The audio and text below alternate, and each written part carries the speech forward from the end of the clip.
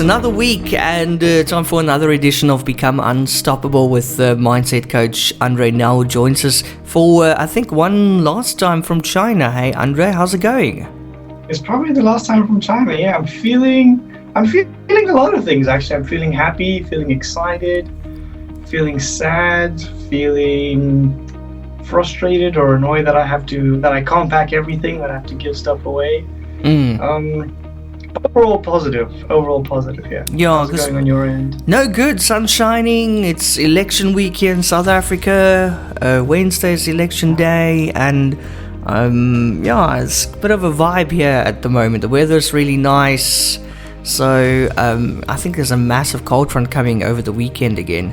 But we're just enjoying the sunshine now while we can. Yeah, I mean, you got to enjoy the sunshine while you can, right? Yeah, and you hopefully get a little bit of sunshine as well when you're back here in good old RSA. It's going to be winter. I'm flying from summer basically to winter. Oh my word, yeah, that's bound to actually make you a bit sick, eh? So you got to take those vitamin C's and all that stuff. I just wear a lot of masks. Oh my word, yeah. I think that's a good idea. But yeah, it feels weird because we're gonna probably fly in long pants because when we land, it's gonna be colder than what we are. Yeah, that's gonna be a bit of a shock there for you, and also the time difference. I found that normally with flying back in time, it's been okay. When we went on a holiday, when we traveled back to South Africa last year, but flying forward in time, like into the future, it normally hits me worse. Oh, okay, yeah. Yeah, the jet lag. We'll see. Mm-hmm. I hope I got enough strength and enough hands to carry all those suitcases and just lug them around. That's going to be tough. Yeah, it must be quite, hard to put everything in bags, and then some stuff you can't take because it's too heavy.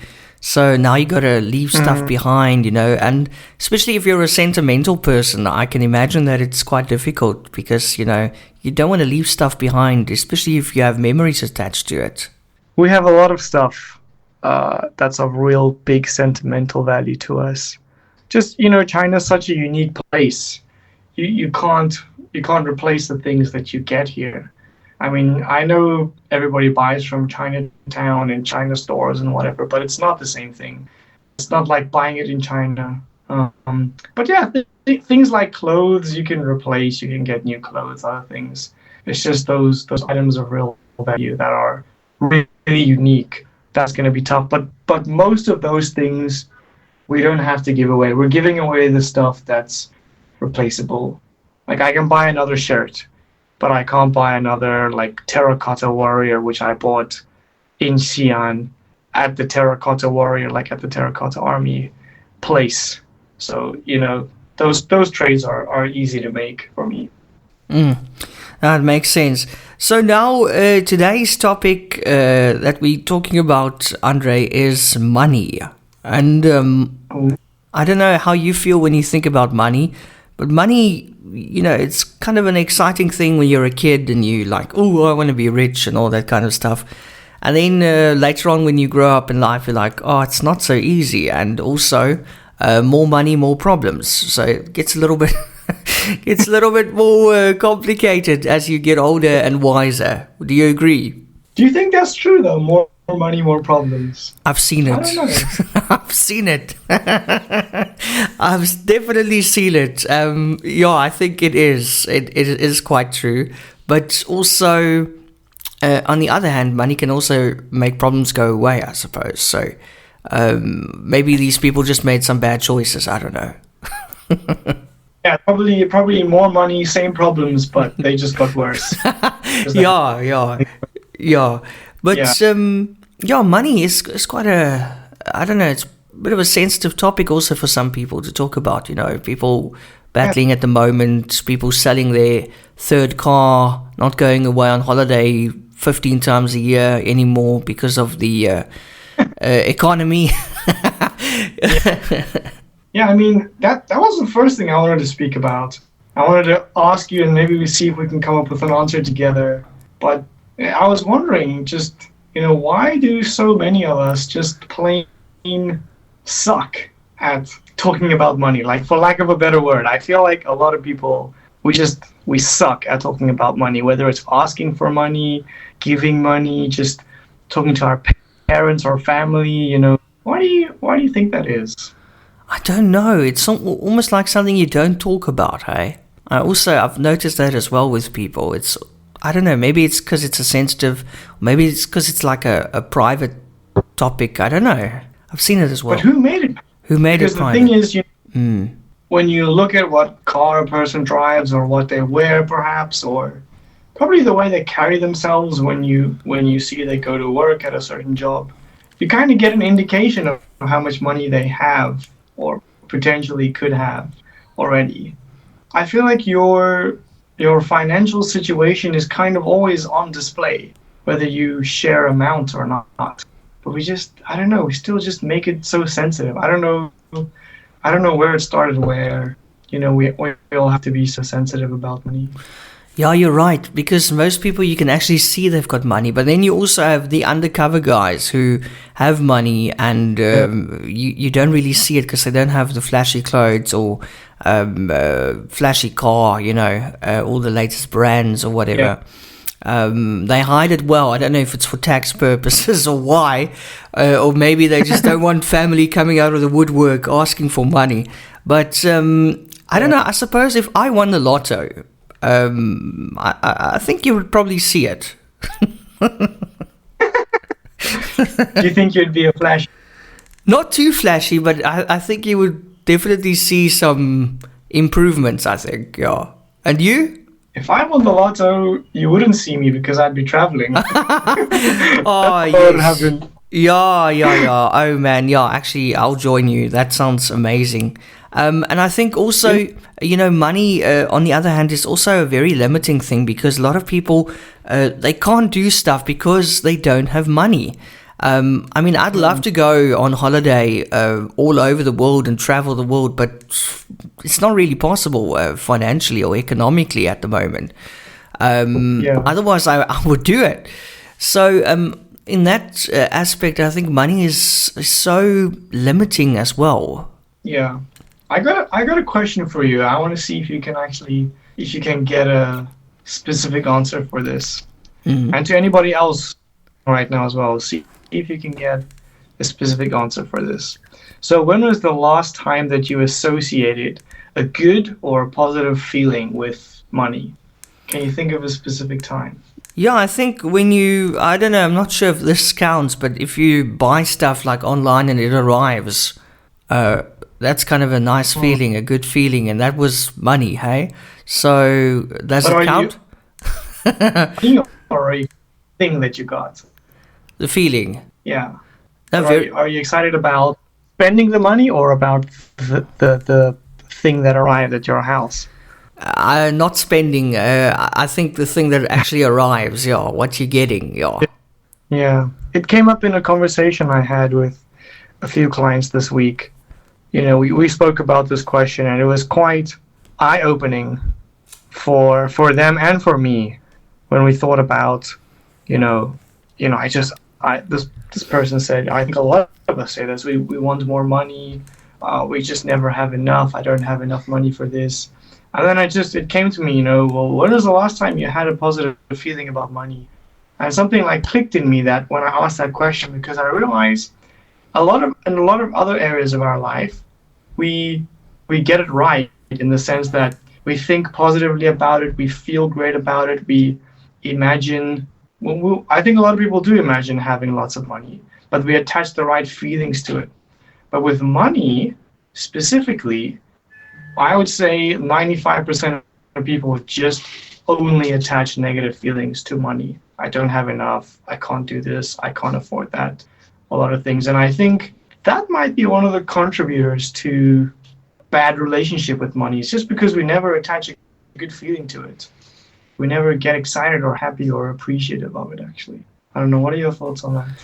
Yeah, I think so. I think there's definitely more negative stuff going around associated with money, Let's talk about stuff like mismanagement of money. That makes me so angry. And you see that so often here in South Africa where millions are lost. because of corruption or admin errors, and that could have gone to feed people, who are starving. That makes me so angry, I must be honest with you. In that case, I really despise the thought of money or any currency, limiting people like that as well. Yeah. When you get money like coming into your account, or like when you get your salary, I'm thinking, this is a question I'm asking myself as well now as I'm asking you. Have you ever said like thank you, like internally or externally, just thank you? I'm trying to think now if I've ever done it either, but just when my salary comes in, have I said thank you? Yeah, we should be grateful, hey? But I mean, there's always probably like, is that it? Yeah. Well, there again, I mean, you got to appreciate the reality, but I mean, some money came, right? It's like, imagine your partner, you love your partner, and in a week, she only kissed you 5 times, or he only kissed you 5 times. And you'd be like, that's it? Or are you going to say, wow, thank you for loving and appreciating me those times that you did? Yeah. Or, what I'm getting at is like our relationship with other things, we are way more inclined to be positive about it. But when it comes to money, we're just so conditioned to go negative. Yeah. Do you think it comes from the old days, as they say, because I know a lot of people who say that their parents just never spoke about money. And if you grow up without speaking about money, that must subconsciously tell you something about this topic, Mom and dad never spoke about this, so should I speak about money? Why didn't they speak about money? Is it because it's a secret? Is money bad? Maybe some of us think money's bad and we don't even realize it. Yeah, and then also you grow up with grandparents who say money is the root of all evil, and all that kind of stuff. I think that's obviously not helping. That's not helping either, yeah. Yeah. Have you heard of the book Think and Grow Rich? No. It's written by Napoleon Hill. It's probably one of the best classic books on money and wealth building that I think was ever written. Napoleon Hill, the author, he studied like 25,000 of America's wealthiest people. People like Thomas Edison, who's that guy, Henry Ford, I think it's Andrew Carnegie or something, people who built the railway system, and Ford, who built cars, and Edison, who invented electricity. These are people that created society as we know today. And he would spend significant amount of time with these people, like hours, days, even years. He spent 25 years researching this book, spending time with these people, figuring out, what made them wealthy. What is it that they did or thought or felt or believed that made them wealthy? And he ended up writing this book called Think and Grow Rich. And as the title suggests, a lot of it is just thinking. How you think about money will determine whether you grow rich or not. And I think probably another word you could add in there is how you feel and grow rich. Plays a big role in how wealthy you could become one day. I bring the book up because he's got 2 quotes in there which I just love. The first one, and it ties into what's a healthy way to think about money. He says, money is your servant and you are the master. So in that sense, money is like a tool that you should use. But I think a lot of us get it backwards these days, and money becomes our master and we are servants to money, meaning however much money we have controls our life in a way. Yeah. But if we could somehow start changing that relationship where we are the master and we control money, money is our servant, I think that would do a lot of good. It would at least feel healthier speaking about money, thinking about money, looking at money. And the other quote I love that he spoke about, because obviously he spent a lot of time with wealthy people. I think a lot of us, we have an association with rich and wealthy people, and I think we don't always think, I don't know how many times you've congratulated a person for becoming wealthy, right? Most of us just think, this guy got so much money, why doesn't he give it away or something like that? We have these negative connotations to people who are wealthy or rich. And he says one of the greatest things he learned from spending time with all these people, the ones who grew rich and stay rich, they said that they use money, they love people. I think that's such a beautiful distinction. I love people, I use money, because a lot of us, I think, love money and use people to get money. Yeah. Especially your corporations these days. They've got both those quotes, the relationships in both those quotes, they've got it wrong. They've got money is their master and they are the servant, and they love money and they use people. And that's probably contributing a lot to the poor relationship that I think society has with money. Wow, you made some really interesting points there, Andre, and that actually makes a lot of sense. Yeah, I think it does. And in this book, he's got 15 chapters, just 15 steps to riches, basically. So he breaks it down chapter by chapter. And another one of my favorite just kind of pioneers in this field of mindset is Bob Proctor. He basically only read this book his whole life. He would literally have this book open, and he'd open up a page that was really that impressed upon him, like when he read it the first time, and he would keep just 1 or 2 pages open for weeks at a time, just rereading it. And he actually attributed doing it in that way, repeatedly reading pages of this book for weeks or months on end. He attributed that to his enormous wealth. He said without this book, he would never have become rich in the first place. So that's quite a testament to how good of a book it is. I haven't finished it yet. I'm still reading it, but so far it's given me a lot to think about as well. And I think it will be really useful for anybody who wants to improve their relationship with money, perhaps to read this book. Yeah, I think, that's obviously the positive side of money, and that's what we want to see, more positivity when it comes to money, and no more mismanagement and people using money, or people using people for money, all that kind of negative connotations, because that's not helping the case here. And also, I've seen also how couples fight. Our relationships are ruined because of financial stress and debt, which is it's skyrocketing since the pandemic. It just got even worse. I mean, right now you have South Africans buying shopping with credit cards just to feed their families. Just kind of gives you an idea of how hectic things are, and people living hand to mouth. Yeah, it really is. It's not nice to think about that so much money gets mismanaged, and a lot of people are suffering, directly or indirectly because of it. It's not good to think about. I think probably the most useful thing that we could do is focus on the parts that we can control. And I think, we also need to be aware of this and helping others. This is where I think kindness and generosity comes in. It's just always going to change your life when you're kind to others, when you help others who need more than you do, right? Or who are in more of need than what you are.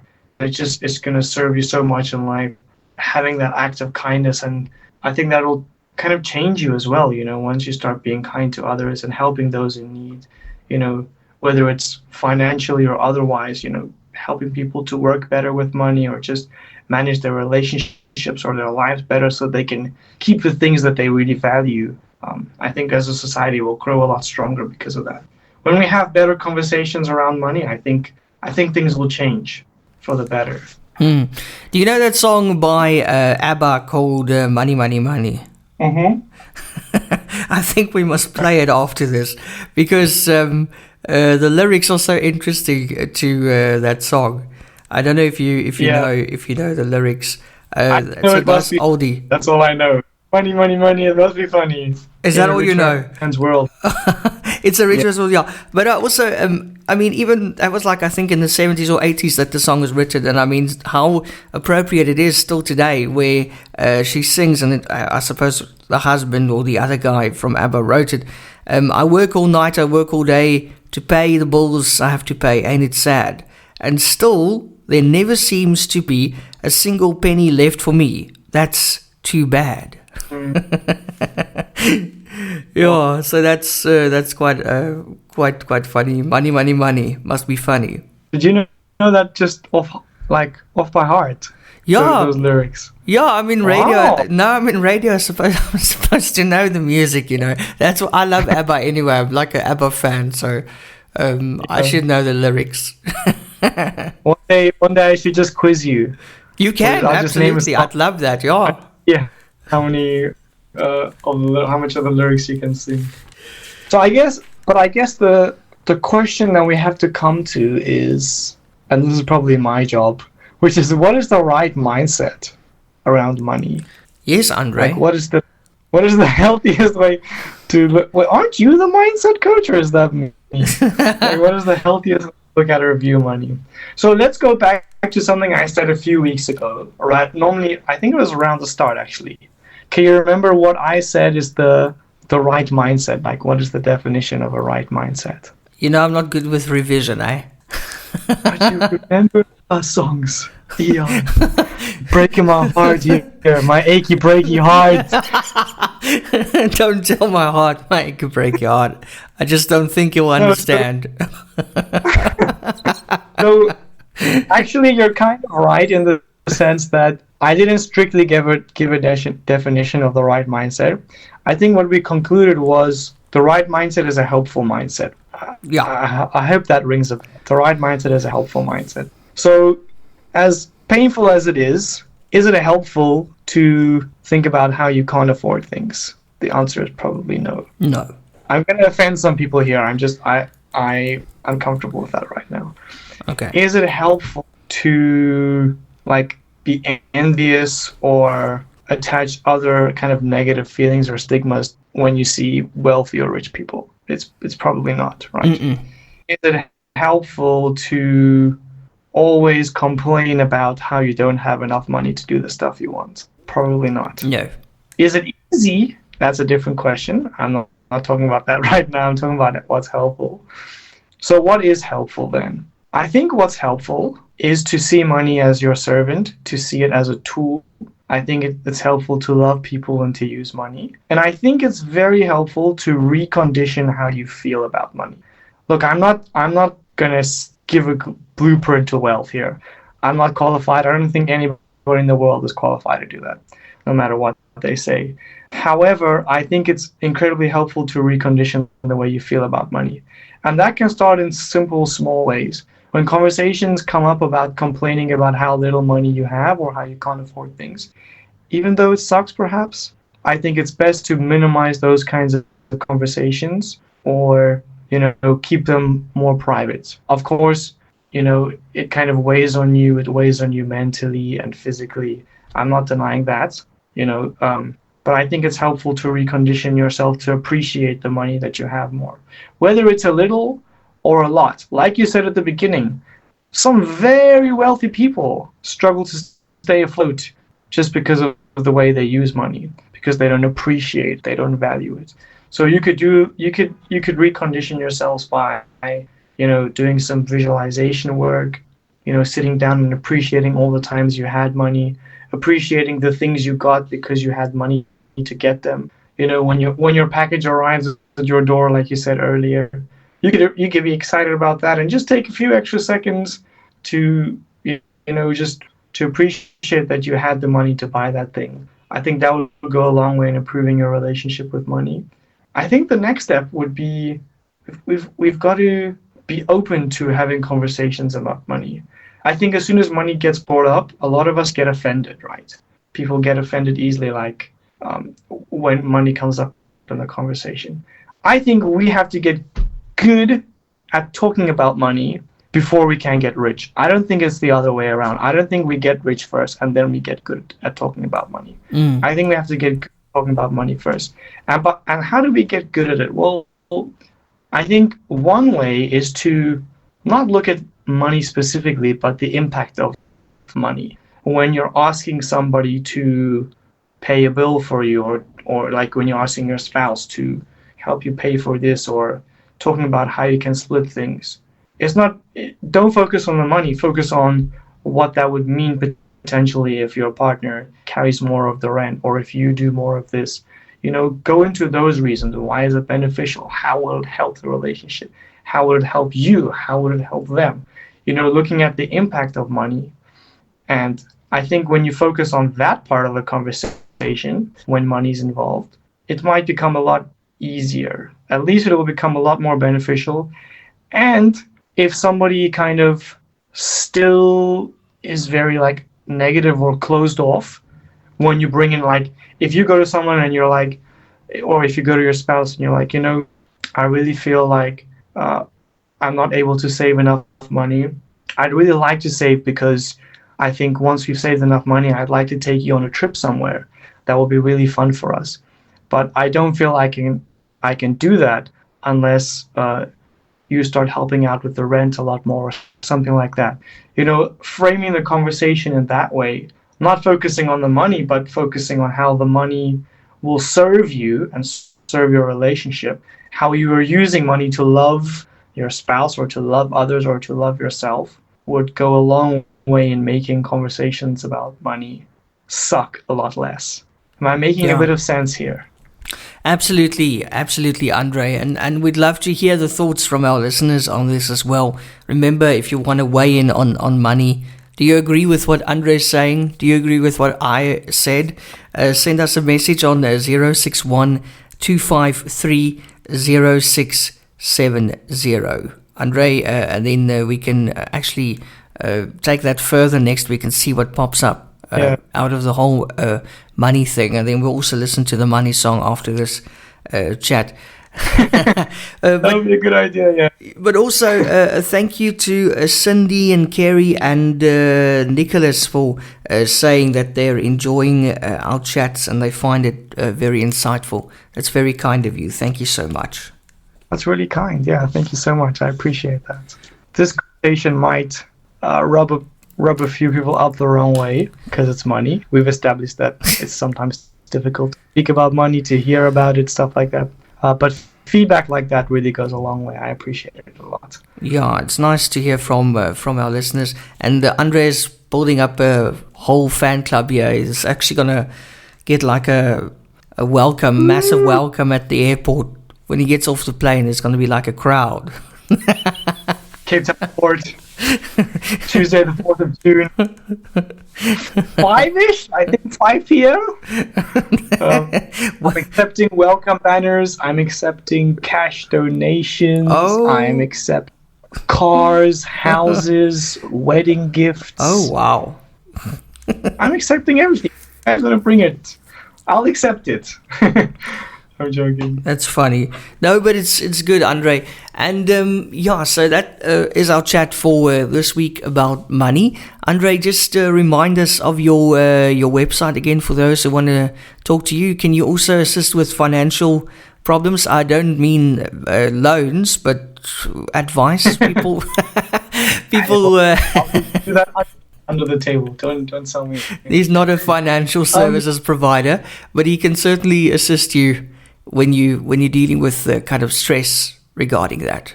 And there's a lot of stress that comes with money. There's a lot of negativity that comes with money. Probably the biggest thing that I can help people with around money, and I've helped myself with this a lot as well already, is money beliefs.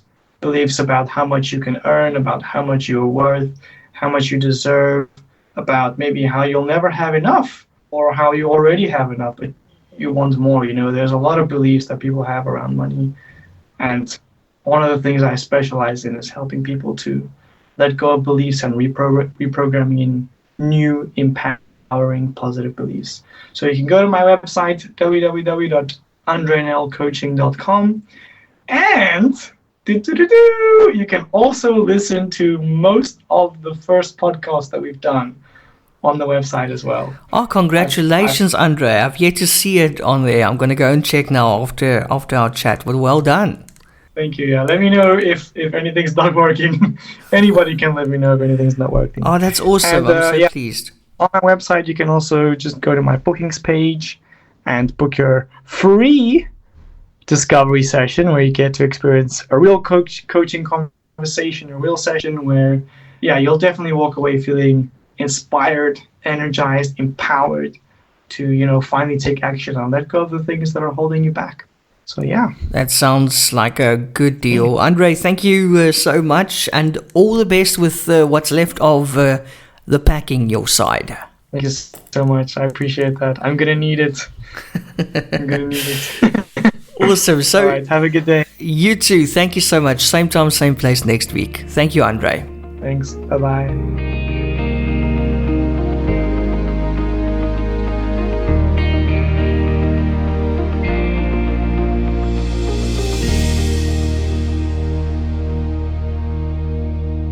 Moving from stuck to unstoppable is an empowering journey when you're working with a great coach. So take the opportunity and tune in every Tuesday at 10 a.m. on eRadio SA with me, Andre Nel, Mindset and Life Transformation Coach. Propel yourself into the realm of your untapped potential and break free from the invisible chains of your limitations. Book a free discovery coaching session with me by heading over to my website, www.andrenelcoaching.com. See you there.